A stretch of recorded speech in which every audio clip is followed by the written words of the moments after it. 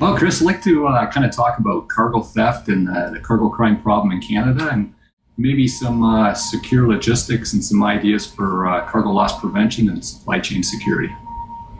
That was Mr. Todd Moore from ISB, and he's my guest this week on the Dog on It Trucking Podcast. Welcome to the Dog on It Trucking Podcast. When it comes to trucking safety, the dog is on it. Well, what do we do on this show? I get to talk to some of the most influential trucking executives in our industry so that we can pick up new tips and tricks to use in our everyday businesses. So with that, let's get on with the show. Hey Todd, welcome to the Dog on It Trucking Podcast. How in the heck are you? Good, Chris. Thanks very much for having me. Hey, much appreciated. It's my pleasure. Todd, can you tell us what makes you an expert in cargo and loss prevention? In other words, what's your background? Well, currently, Chris, I'm the vice president with ISB Global Services, which is a company out of Milton. And there I oversee the cargo theft and specialty risk division. And that division is kind of focused on cargo theft mitigation. Prior to joining ISB Global Services about 20 months ago, I was with the Peel Regional Police. I was a detective there for 31 years and retired back in 2018. And during my 31 years with Peel, I was involved in a number of different units, robbery unit, but the majority of my last 12 years of my career was spent in the intelligence unit, where I was the detective in charge of the organized crime unit. It was funny, although we did organized crime, every single or almost every major investigation had a tangent to cargo theft. I became very intrigued in the whole cargo theft and cargo theft kind of seed money that helps fund other criminal activities. Another thing too, Chris, while I was on the police department, for a number of years, 15, 16 years, I had my own robbery training business. And one of the things I got asked back in 2009, 2010 was to put together a robbery truck hijacking course. That was back when copper and cigarettes and computers were there's a number of different violent truck hijacking courses or robbery incidents. So I put together a truck hijacking course, and I think after that I kind of got hooked on the whole cargo transport idea. Well, that's kind of cool. So you were years as a police officer, and then you were working in intelligence, and so you were exposed to some of the I think of it as being a cop. If you're a street cop, you're just kind of exposed to everybody in the general public and things aren't too bad. But in intelligence, I would imagine you're exposed to some of the worst of humanity. Well, yeah, intelligence is a pretty unique unit. A lot of covert investigation. So basically what we, in a nutshell, Chris, is what we would do is we would work with confidential informants and police agents, and we would infiltrate certain organized crime groups and try to dismantle and disrupt them. So, and like I said, it's most organized crime groups are in some way or fashion involved in cargo crime. So it's a very, very interesting job, but it was a real eye opener to kind of peel back the onion and see what a real problem it is.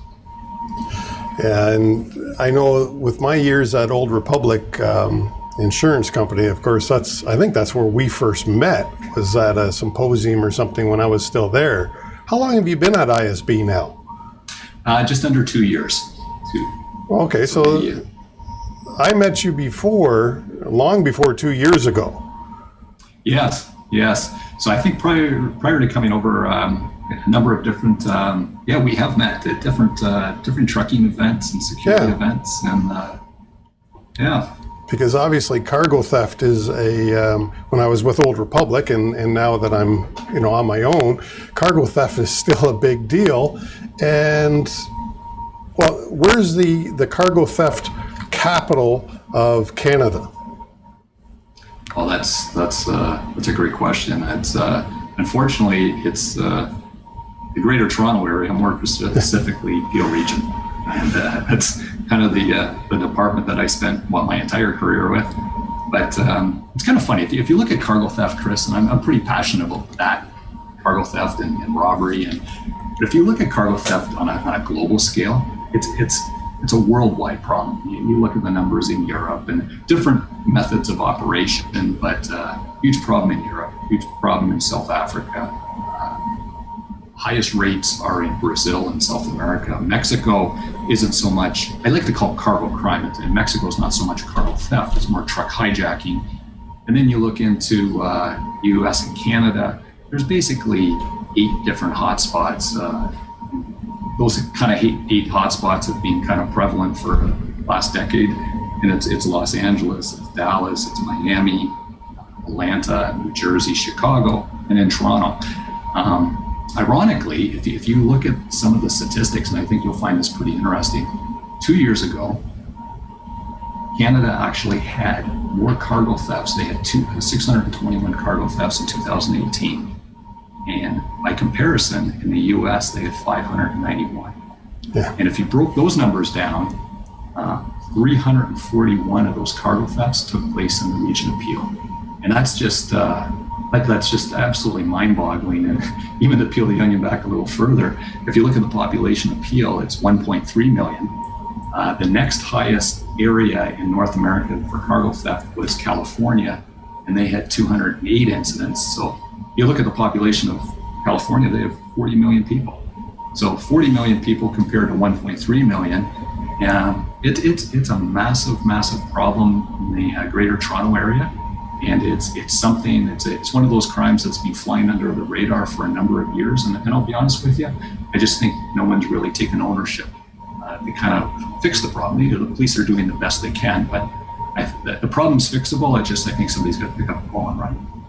Well, it certainly is fixable. Nobody's paying attention to it. I would agree with that statement. And of course, we're doing this interview, and politically right now, there's an awful lot of calls for defunding of the police. And I don't want to go down a political thing, but right now, if nobody's paying attention to cargo crime, and you alluded to it, but I want you to expand on it. You said that when you're in intelligence, that cargo crime helps feed other stuff. So why should we, the public, care about cargo crime? Nobody gets hurt when a tractor trailer is stolen with a load of diapers on it. And that is the public perception, Chris. I think the public perception is they don't understand the scope of the problem, number one. I think the public doesn't understand the ripple effect of what the problem is, because eventually we all pay for those cargo thefts and the losses. And thirdly, I think the public just doesn't understand the criminal element that's involved. So yes, it is organized crime. So if I steal a load and I make $130,000 off a stolen load of diapers or detergent, I turn around, I take that $130,000, and now I invest that in importing keys of cocaine, and that commodity now has a value 10 times more than what the cargo theft was. So it's a money-making machine. If organized crime groups can 3, 4, maybe 5 times their money based on what the stolen commodity was. And I'll be honest with you, when you look at the numbers, they're mind-boggling. But it's a crime that's not going to go away, because to your point, it is a property crime.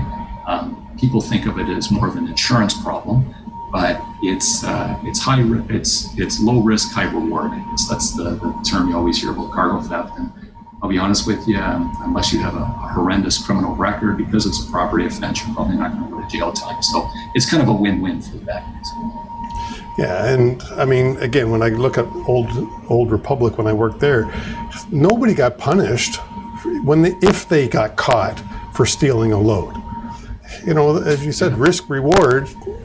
There's a lot of reward, unfortunately. Yeah. And I think too, Chris, is with our laws too, with possession of stolen property, there's certain elements that the police have to prove. I have to prove that you had control of that property. I have to prove that you acknowledge that it was stolen. So there's a lot of factors. Willful blindness plays into it.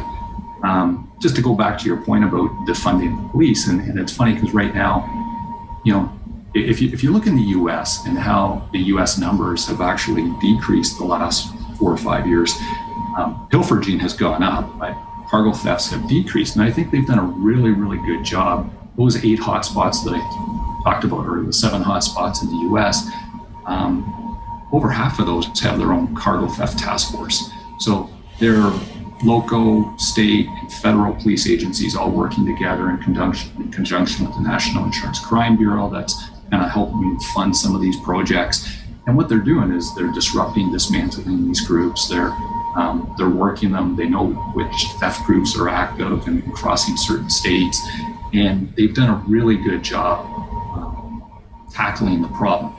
If you look in Canada, there's only 2 police agencies in Canada that actually have dedicated cargo theft units, and that would be Peel Region and York Region, York Regional Police. Great officers, but once again, because it's property crime, they don't have the budgets to run the sophisticated investigations. And I've always laughed. I said the public deems it a property offense, but it's more of an organized crime problem. And I think if you want to eradicate cargo theft, what I think the solution is from a policing perspective is you have kind of a joint force task force in the Greater Toronto area, whether that's funded with the assistance of the insurance companies.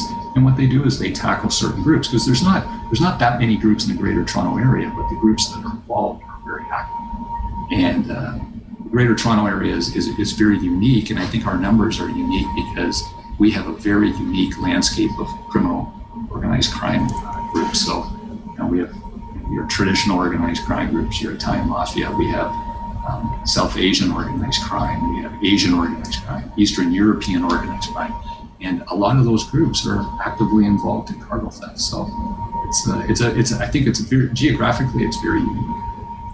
Well, I think that's kind of cool in that even in our crime areas, we welcome everybody. We have them all. Yes, we do. And it's funny. How Canadian. and when you kind of look at it, and like I say, we go back, I mentioned you coming from the insurance industry, people say, well, it's an insurance problem. And I think a lot of people honestly believe that. They go, guess what? Somebody stole some diapers. Somebody stole a truckload of tires. Who cares? It's insured.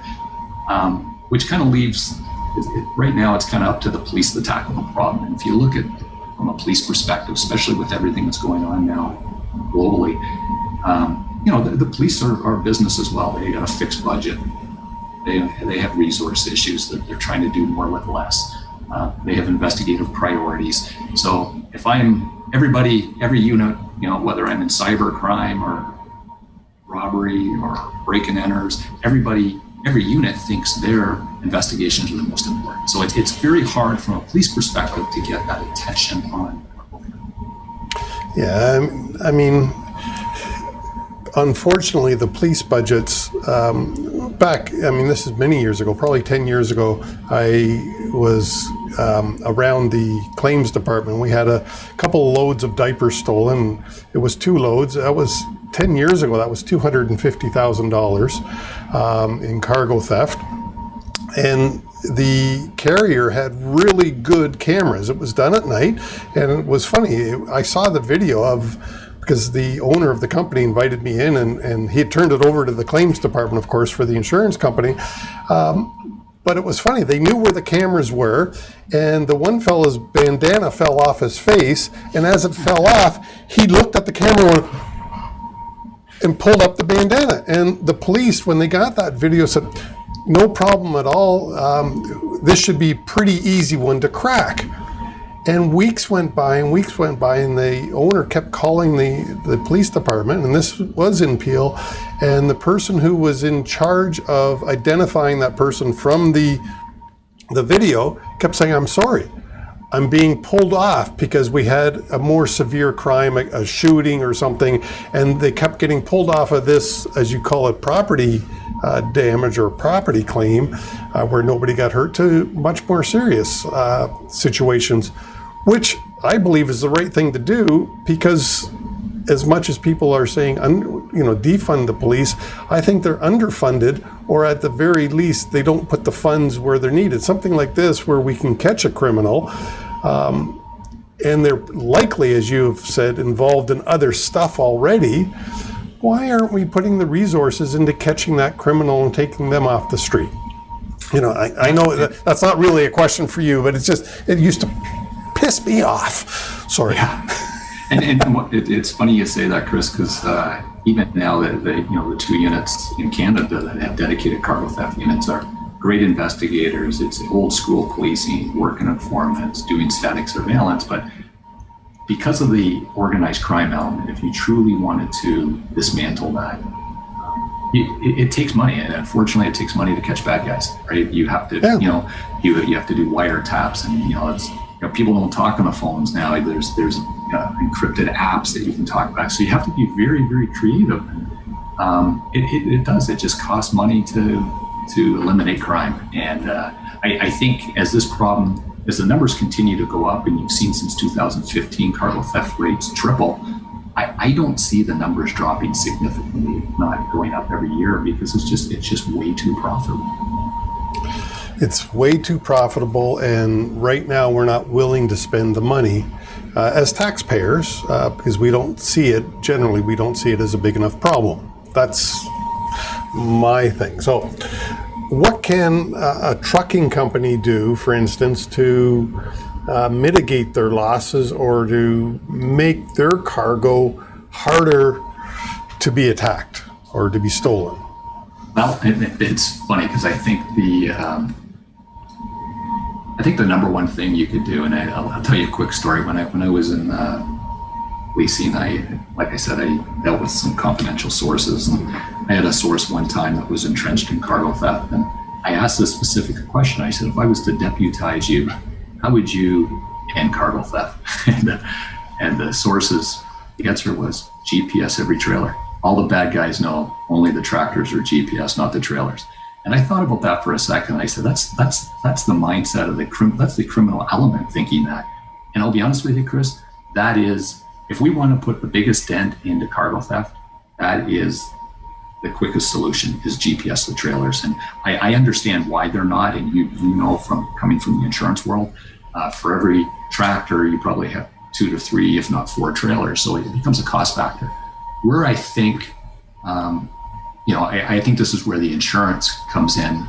Insurance companies can play a big part in this. There has to be some incentives on the insurance side of the house that motivates trucking companies to start GPSing their trailers, and whether that be some type of reduction in premiums. But I think by putting in tracking systems in the trailer, and the reason I say that is here's kind of how a typical cargo theft happens. So say between Friday night and Monday morning, a lot of times these groups will be working on either intelligence that's gathered, so they're specifically targeting a certain trailer, or maybe they target a random truck yard that's in an industrial area. A lot of times they'll steal a tractor, bring their own tractor, and steal a trailer. So if that trailer's not GPSed and that trailer leaves the yard, there's a very short window of opportunity to recover that. And even if it was GPS, there's still a short window of opportunity to get that information to the police and have the police act in real time. And unfortunately, the majority of cargo thefts happen Friday night to Monday morning, and that corresponds when the police are the busiest on the weekends with other priority calls, right? So I would say GPSing the trailers is best. And then secondly, having some type of mechanism that allows you to get that information to the police in real time and allow the police to live track in real time. And I think if you talk to the insurance industry, their biggest pain point, number one, is the loss ratios and the small number of trailers that are actually recovered in real time, right? So I think trucking companies, that's probably something that they could look at. I think the other big thing is target hardening your yards, making sure you have proper preventative security measures at your yard, because that's the majority of where they're happening. And to your point, whether it's video cameras, proper lighting, proper seals and locks. So those are preventative measures that you can do. But GPS tracking, I think, is by far the best method. So that's interesting because, I mean, GPS tracking I don't know this as a fact, but I believe it's my belief that it has been reduced in price like over the last several years. When GPS first came out, it was not inexpensive, and now it is inexpensive. I know one of my carriers that I'm working for, they don't tell their drivers, but every trailer is GPS tracked, every one. Yeah. And it's funny because I think over the years, the biggest problem, and especially in the climate we're in the Greater Toronto area, is we get very harsh winters. And when it comes to GPS tracking, battery is everything, right? Yeah. And I think technology has advanced so much with GPS that, devices now can be hardwired, they can be wireless, they can be embedded in the trailer and concealed. So I think technology is advancing, making it easier for these devices to be used. Yeah, and as you say, it's probably the easiest way. Now, you mentioned about getting real-time information to the police. So if I was to outfit my trailer fleet with GPS, how do I work it so that I can get that info to the police? Is there a mechanism now?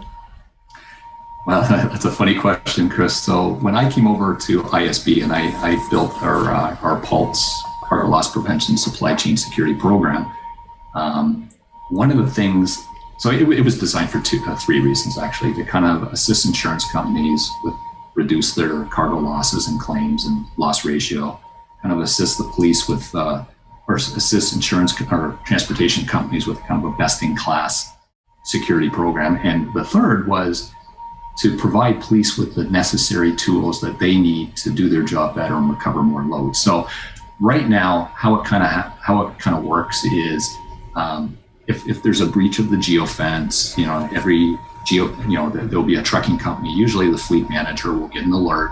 He'll get that alert. It'll be 2:00 on a Saturday morning. I pick it up. I see where the alert is. Say it's my trailer's going down the 401 between Milton and Guelph. Now I have to call and I have to figure out, okay, is this OPP? Would this be Alton? Would this be Guelph? Is this Hamilton?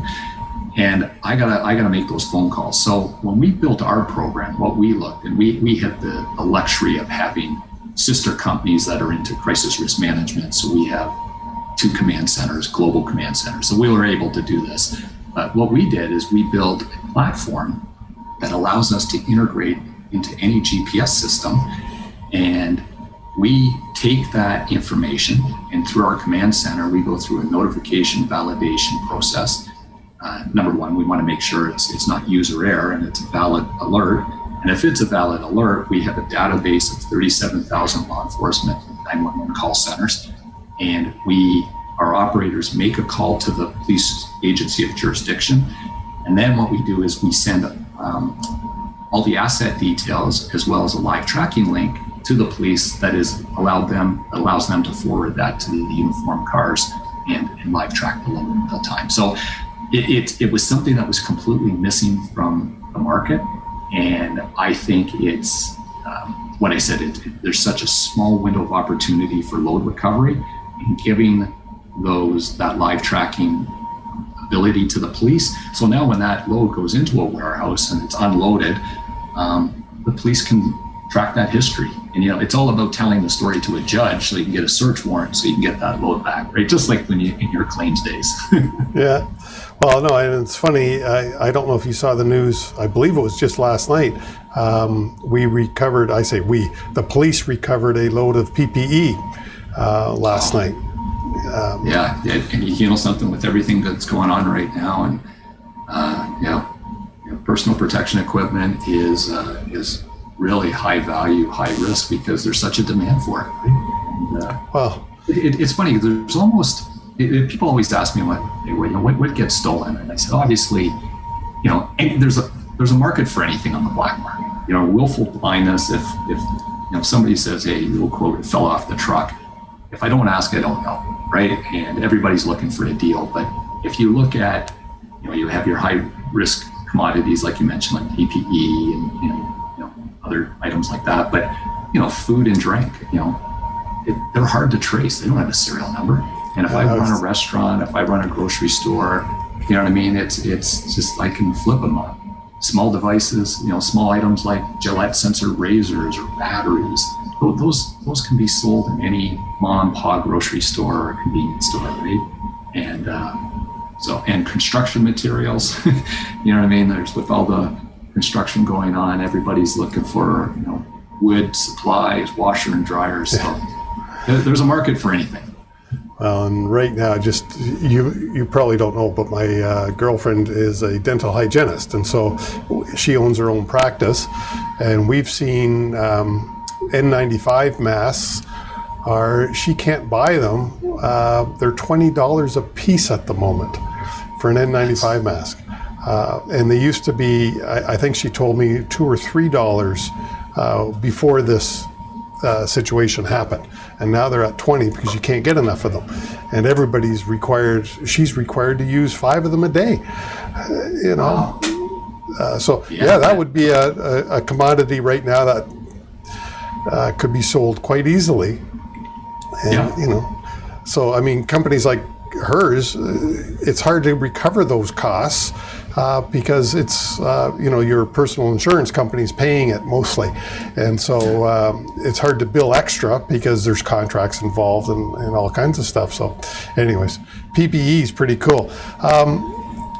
So we talked about, well, you mentioned what they steal, you mentioned how we can harden the yards and help prevent. Tell us a little bit more about the Pulse product, and then I think we'll wrap up because I don't want to keep you here all day, although I could. It's been a great conversation. That's crazy. I could talk about cargo theft.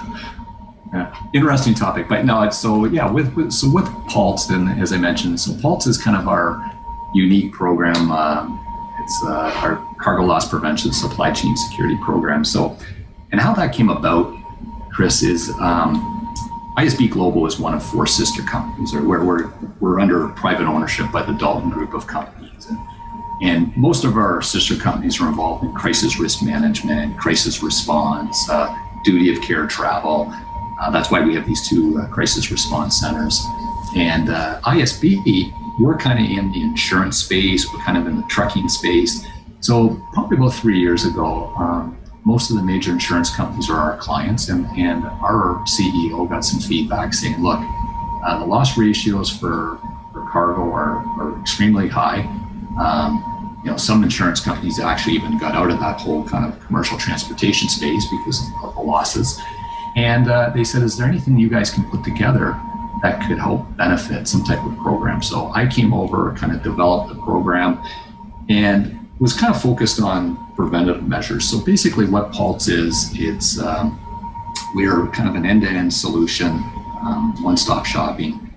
We have a number of different preventative cargo security, preventative products and services that we can offer, site assessments and background checks and anything cargo related, interactive remote video monitoring and stuff. Kind of our meat and potatoes is our ability to escalate. So what we can do is if the client has GPS, we can integrate and we can provide that escalation service to the police. We also offer Pulse GPS kits. So a client comes, we have GPS packages for all modes of transportation. So driver protection, embedded cargo, intermodal sea containers, air shipments, all with our Pulse escalation. So we're kind of focused on Canada and the US. We have escalation abilities in Mexico and in Europe as well. But it's kind of that end-to-end solution that we've kind of put together, which is kind of unique. There's some companies out there that offer bits and pieces, but we fortunately have the ability to kind of offer that end-to-end solution. So the client that uses that product are the insurance companies. Can trucking companies use pieces of that? Yep, actually, so it could be it can be used by trucking companies, manufacturing companies. insurance companies, we can build packages for the insurance companies. So if the insurance company wanted to offer certain packages, whether, hey, guess what, GPS kits or police escalation or facility security or driver qualification, they can offer those to their companies, their insurance clients. We have a lot of manufacturing companies. If you think about manufacturing, PPE as an example, a lot of them are using third-party logistics, right? So they want visibility on their load. So when that load leaves, they use embedded cargo devices so they can have visibility. So it's funny, freight forwarding companies, manufacturing companies, but yeah, definitely it was designed originally for the transportation trucking companies and kind of help with risk mitigation.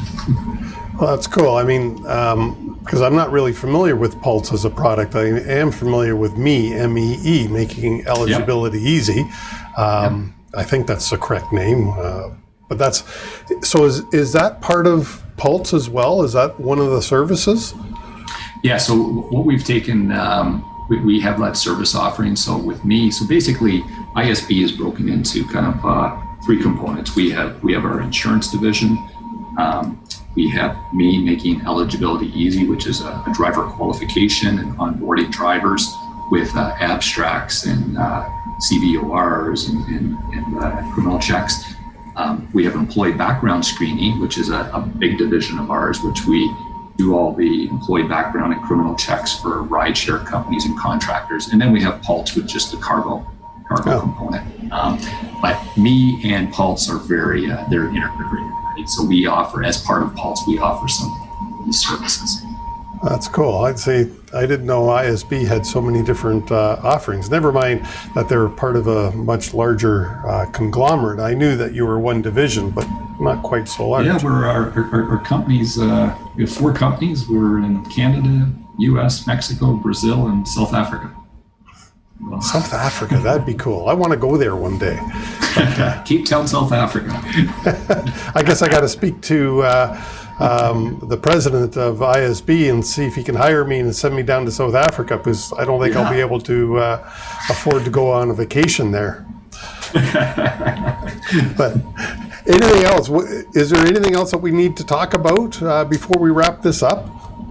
No, you know something, Chris, that was a great discussion, and like I said, I think at the end of the day, you come from the insurance world, so you know kind of the ripple effect of how deep the problem is for cargo theft. I come from the police world, so I saw it firsthand. I think we just have to somehow bring awareness to the problem, and then kind of work together. And like I said, we. Whether it's working in partnership with insurance companies in our program, I think in the U.S. they've done a great job. There's other programs like CargoNet out there that work hand in hand with police and insurance companies, and I think if we can replicate that similar type of process in Canada, I think we could start reducing these numbers. Yeah, and as you say, a lot of it is awareness by the public. It's awareness by the politicians. Kudos to OTA and CTA. They've tried to raise the awareness. I would say unsuccessfully, and the only reason I say that, it wasn't for a lack of trying. We don't see any results. Anyways. It is great. So if the carriers who are listening can harden their yards, lock the damn trailers. You mentioned that thefts take place mostly on the weekends, Friday to Monday, you said, when the police are the busiest, doing other stuff. And then one thing you didn't mention, well, not directly at least, background checks of your employees, whether they are working in the warehouse or as a truck driver or as a dispatcher. And that's an absolutely great point. I'm glad you brought that up, Chris. If you look, it was funny. We did a survey probably about 6-7 months ago, and it was funny. Most trucking companies, I think it was 100%, were actually screening their drivers with criminal checks. But if you look at cargo theft, anybody who touches that product along the supply chain security or supply chain should be checked. If you look in warehouses and distribution centers, it was funny. I was at the Texas Cargo Summit a couple years ago, and one of the speakers there was talking about the corruption within the warehouse, and the majority of it was at the supervisory level, where they had their own little crews. They had access to the manifest, the bill of ladings, and it was pilferaging. So they were taking half a skid here, half a skid there. And I think it's very important not just to focus on the driver, but anybody who's in that warehouse who's touching product, you need to know who's coming in your door and vet those people, and you have to do it on an annual basis. So that's a great point. Sorry, you have to do it how often? I would say at least annually, once a year. You know what I mean? Depending on your turnover rate, if you have a high turnover rate, probably twice a year at least, right? So. Yeah, and that's something many companies, I don't believe, do. They might do a criminal record background check when they first hire the person, but I don't know of many that revisit that issue. Yeah, and the reason I say that too, Chris, is in the world of policing, we used to go out and we used to recruit people that we thought could be valuable to a police investigation. Organized crime does the exact same thing. They recruit people in trucking companies, whether it be dispatchers, supervisors, people that have access to information, right? And unfortunately, some people can fall on the wrong side of the coin. And maybe I'm into gambling and I have a gambling debt. Part of my debt, I have to pay this off and provide information, or maybe I have a substance abuse issue.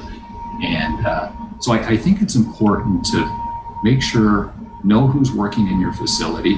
And another thing we have too as part of our Pulse program is we have a cargo theft tip line, and that was designed almost like a Crime Stoppers tip line. And I'm thinking, if you had a loss within your organization, you put it out, 99% of your employees are good people, but having the ability and having your employees having a vehicle that they can anonymously report information, I think you're going to get decent information back, right? And we all know, we've all worked with people that might be shady, and you know they're shady. So I think if you give them that vehicle, that the ability to report that information, that can help too. So that was another thing we implemented as well, as kind of that ability to internal hotline. So I didn't even know about that. So, is that available for all trucking companies to use?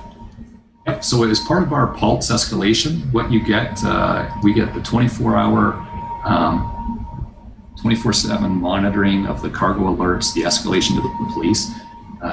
We also get a 24/7 cargo theft tip line that's manned by our monitoring center, and you also get all their drivers get online truck hijacking. All part of the Pulse escalation package. That's cool. Look, Todd, I think that's a great way to end it. Thanks so much for being on the Dog on It Trucking podcast. I appreciate your time. Thanks so much, Chris. Thanks for having me, and stay safe. I hope you loved the show as much as I did. Please leave us a like, a thumbs up, a review, a comment, a rating if it is in your heart. Thank you so much. And I do really appreciate your time. And join us again next week for another exciting interview.